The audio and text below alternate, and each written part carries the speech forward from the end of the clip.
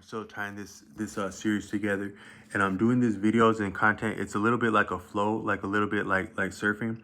So I might have a grasp or idea of where I'm going with something, but it changes a little bit as I go to enunciate, and then I capture a lot of what I intended or what I started with. But then some of it, it gets past the time limit, and then I remember what I wanted to say, so I come back and attempt it.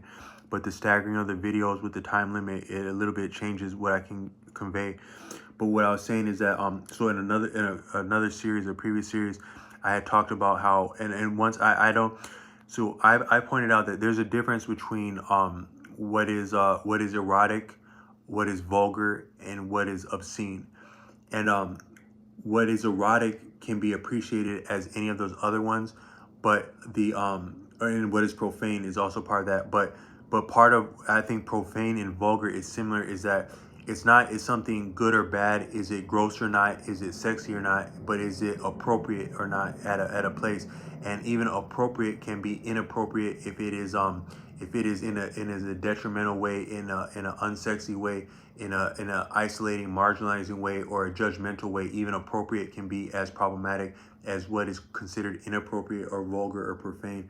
But all I meant to say is, generally speaking, that I think that a lot of, if something isn't sexy, then there's not a reason to talk about it, unless So there's I don't. So what I meant to say is, with that other video, I didn't mean to introduce a discussion about what is sexual propriety. That was never my intention. But I got to saying that, but just in part of being transparent, is that uh, I had recently got sick, like sick to my stomach, like very sick, like agonizingly sick, like within a day. I think it had been food poisoning I got. So I'm coming off of food poisoning right now, and it's an awful experience to be sick. It's really it's really almost more painful than than something that would be like violent or like some kind of injury. I think sickness can be the most agonizing form of injury. So all I meant to say is that when that happened, I just availed myself to say that being sick is really painful and unfortunate. So some of the things that some of the way that we approach things like sex, a person can get sick having sex. And so I just meant to say that I felt a little bit of reticent. I didn't feel cool for making conversations about like sex, because there's nothing less cool than telling someone else what is sexy or what is appropriate or inappropriate for them. Because one of the best parts about life is choosing your own lifestyle and accepting all that comes with that lifestyle, good and bad. But I think that sometimes, but with sex though, is that one thing that's I think one thing that a lot of people are attracted to about sex is that it's you're going past your limits, but you're also going past the point of no return. That's really awesome. And you can get, when you go past the point of no return, you can get what's more beautiful than life, what's more beautiful than your own life.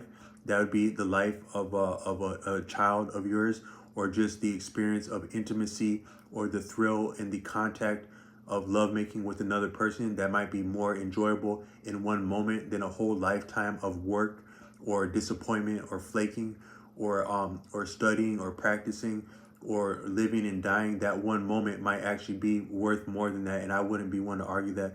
There's a point in the film. There's a movie called Dennis the Menace.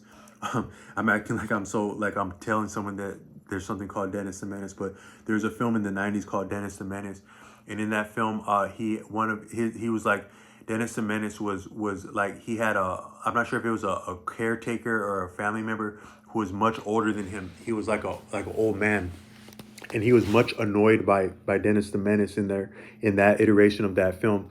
But he had a particular plant, and he had cared for that plant for like 20 or 30 years, and that plant would only bloom one night, and they could predict when it was going to bloom, and they knew it was going to bloom one night, and that night of that flower blooming was worth more than all the things he had done to earn a livelihood, to give him a housing and lifestyle, to support that plant and witness that plant bloom. And there was like a lot of fancy people with like like powerful people that could appreciate the vintage of that, the experience of that, who were there to share that moment of that flower blooming with him. And sure enough, somehow Dennis the Menace spoiled that experience for him. It's actually kind of a cool story. But it was like it was part of that film, and you could maybe read deeper into that about like how that could, the allegory of that, or the symbolism of that, because some of your films, like I watched the film Sandlot as an adult, and there's a lot of deeper themes in the movie Sandlot than you could appreciate, even as fun as like you're killing me, Smalls. Like the classic lines in the movie Sandlot, and as fun as that movie is as a child, if you watch it as an adult, there's deep themes to that film, and message and symbolisms that would also be different to different people watching that.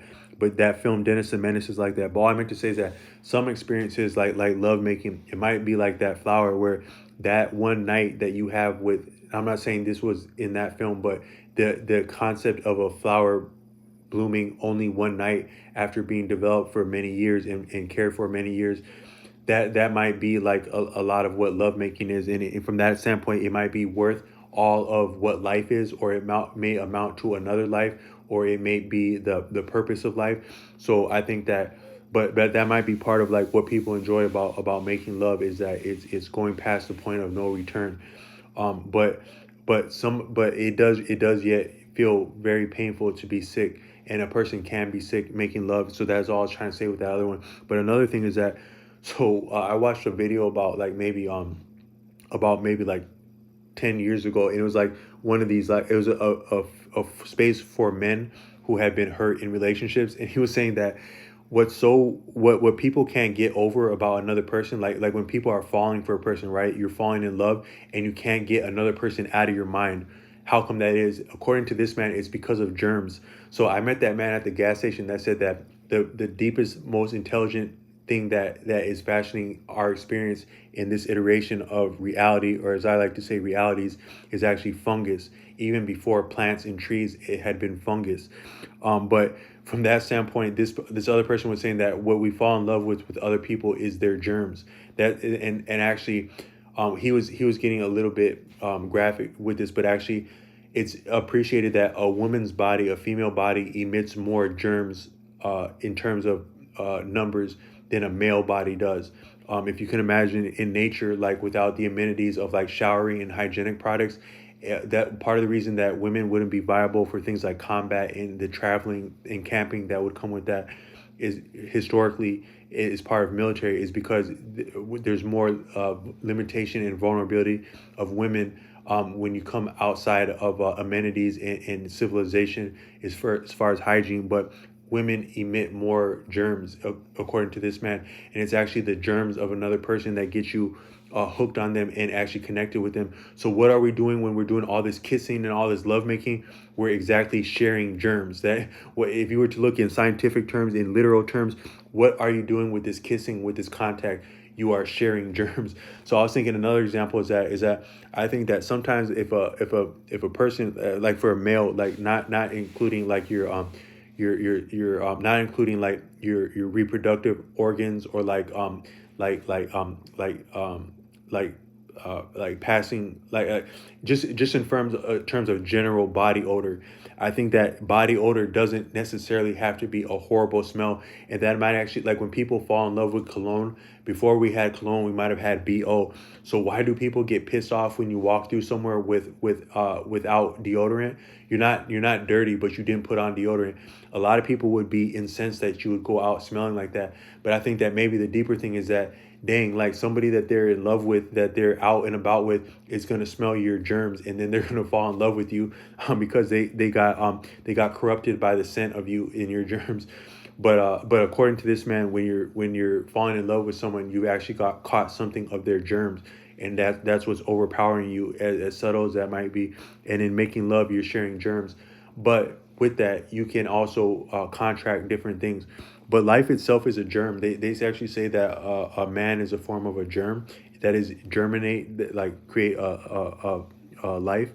But I just wanted to point out that that germs don't have to be bad, and actually disease is a part of life. So I'm not saying that sex is bad, or that because of sexually transmitted diseases, people shouldn't have sex. I'm not saying that.